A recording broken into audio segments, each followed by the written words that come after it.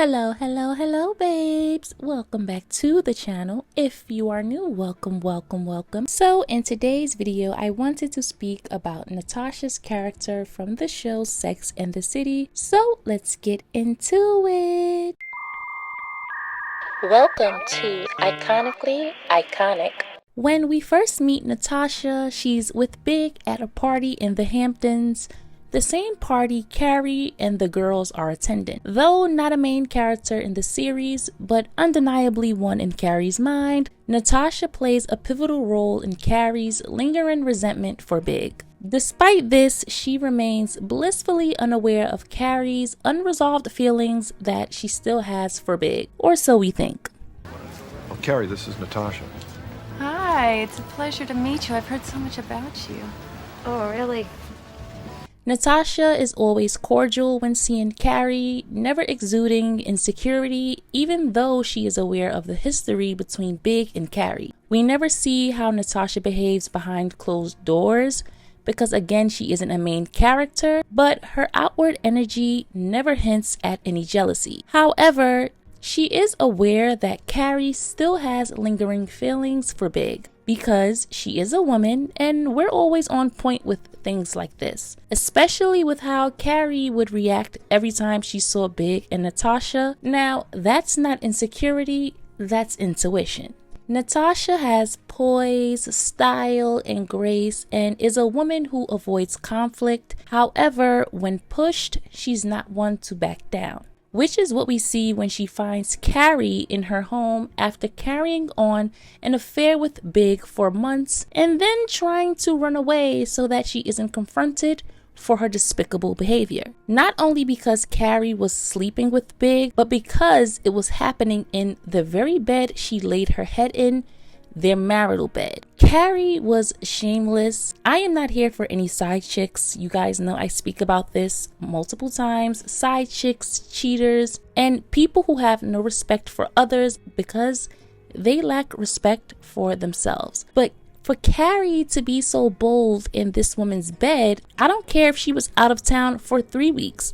At least have some side chick decency. She was betrayed by her own husband, and Carrie was willing to play along in that betrayal. Big creeped back into Carrie's life, pretending as if he just wanted to be friends, which we know neither one of them were capable of, because Natasha was a woman who had it together. Even though younger than both Carrie and Big, she wasn't going to tolerate the bare minimum and wasn't dysfunctional like those two were. And Big never spoke bad about her character. I think that would have been something he brought up in order to make Carrie feel content in his affair, but he did speak about being unhappy, but not about Natasha herself. So it made him uncomfortable being with a woman who was calm and collected and unwilling to aid in his dysfunction. She was good as a trophy wife, but once he realized she was a woman who wouldn't tolerate it, it made him want Carrie back.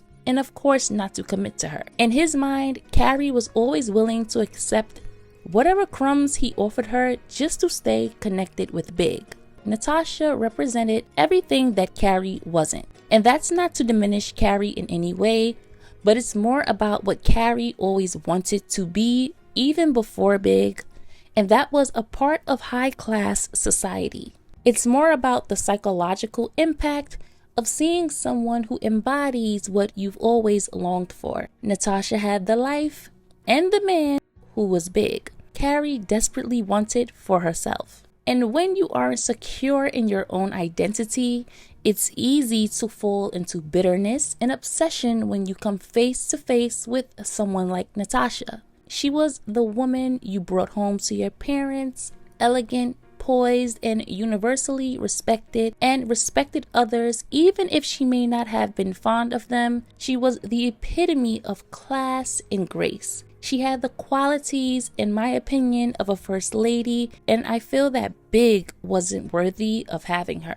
She was well-read, intelligent, and captivating. Natasha was the kind of woman who didn't need prepping on how to act and what not to say when in certain settings. She naturally carried herself with composure and knew exactly when to be firm and when to be kind. Carrie, on the other hand, was rattled. Natasha refusing to engage with her, the woman who slept with her husband and caused her public humiliation, was completely reasonable. Carrie was not only part of the reason for her broken marriage, but she caused her to lose her tooth because she was so much of a coward.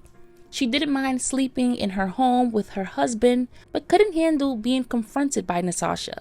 She wanted Natasha to somehow validate her, to absolve her from the hurt that she caused Natasha, and in some bizarre way, to like her. She wanted her approval for some reason, even though she didn't like her. It was very weird behavior from Carrie. You spoke about her in a very negative way, even though she did nothing to you, and cackled along with your friends about her because of your deep-seated insecurity and obsessive attachment to Big. If you love someone and you break up, where does the love go?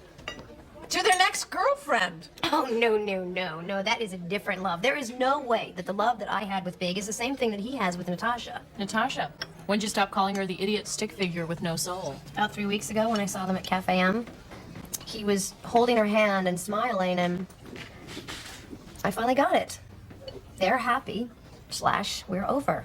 But you somehow wanted her approval and thought she owed you something, like sitting down with you? I really don't know what world Carrie was living in. Natasha had her card from the beginning, though, was the woman whom Big chose. She didn't have to chase him down and beg for a commitment. Natasha embodied what so many women forget, and that's, if a man wants to be with you, he will. If he wants to commit to you, he will. You don't need to beg, chase, or manipulate. You can't force someone into doing something they don't want to do. It just doesn't work like that. Big found Natasha worthy of commitment, whereas he toyed with Carrie because Carrie allowed him to, even if she may not have been aware of it. What I loved most about Natasha's character was that she didn't allow Big to waste her youth and take him back after having an affair, especially considering she was much younger than him. She refused to let Big waste her time. She left without looking back, knowing that she deserved better. She didn't let Big's betrayal turn her bitter or cold. She held her head high and moved with dignity. And she realized that Big was more suited for someone just as dysfunctional as he was, and that someone was Carrie. Natasha and Charlotte, who is my favorite character alongside Samantha, had a lot in common with one another. Both came from wealthy, high society families, and both carried themselves with sensual elegance without being overtly sexual, which is why I believed she spoke up about Carrie's behavior, not only because it was wrong, but also because I think Charlotte thought to herself, if you feel this way about her, who I have a lot in common with, then what do you think about me? What makes me so different? And we see Carrie's visible jealousy towards Charlotte. He's married. I know he's married. That makes you the other woman. You're the other woman. I am not the other woman. I'm not. I mean, I know I am, but I am not that woman. Please, Charlotte. I feel bad enough already. Good. You should feel bad. Do you ever think about how she'd feel if she found out? Yes, I think about it all the time. No, you don't. You think about what would happen to you if she found out. You don't think about her. She's just the idiot wife. You don't know anything about her. Okay, in a minute, I'm gonna suffocate myself in this bubble wrap. This isn't a joke, Carrie.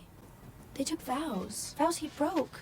I'm getting married in 3 weeks. How would you feel if someone did this to me? And I believe some of Carrie's jealousy stemmed from the fact that if Big married a woman like Natasha, then surely he could be drawn to Charlotte as well. That added layer of insecurity was another reason she couldn't let go of her fixation with Natasha. Even after Carrie married Big, she continued being obsessed with Natasha, stalking her when she learned Big had left $1 million for her. Instead of trusting her relationship, Carrie feared that Natasha had remained in Big's heart and that she may somehow have done the same thing Carrie did to her. But Natasha, once again, remained above it all. Swear this was a total coincidence. I never imagined in a million years you'd be all the way up here. This isn't even your neighborhood. Yes, I also know where you live. What do you want from me? What the fuck do you want from me? I'm not really sure anymore. But since you're here, do you think maybe we could just talk just for a minute? I don't have a minute. No, I am not doing this. I cannot think about you anymore. I am done thinking about you. I've already given you more minutes of my life than you ever deserved. Big's money was more than likely to atone for the pain he had caused her, and to be clear, I'm pretty sure she received money even though married for a short time because of the embarrassment and how he broke Natasha's heart. She didn't deserve that, and I'm sure Big felt the same way. Ultimately, so much so that her success and serenity had Carrie stalking her, and while a small percentage of it was due to Big leaving Natasha money in his will, she also wanted to know how Natasha was doing and if she was doing better than her. Because even though she felt her and Big were meant to be, I also believe she wondered what would have happened if Natasha didn't divorce Big. Deep down, I feel like Carrie admired and envied how Natasha had known her worth and walked away from a man who didn't value her, a strength that Carrie herself struggled to embody. She was in competition with Natasha, while Natasha wasn't even competing. She was just living her best life, Big free. And with that being said, this video has come to an end. Don't forget to comment, like, share, and subscribe. Also, make sure your notification bells are turned on so that you always know when I upload. And I will catch you guys in the next one. I asked Samantha's assistant to pump Natasha's assistant to find out where she was having lunch. She's not in Rome. She's in that building right there, 3 floors up. 1, 2, 3.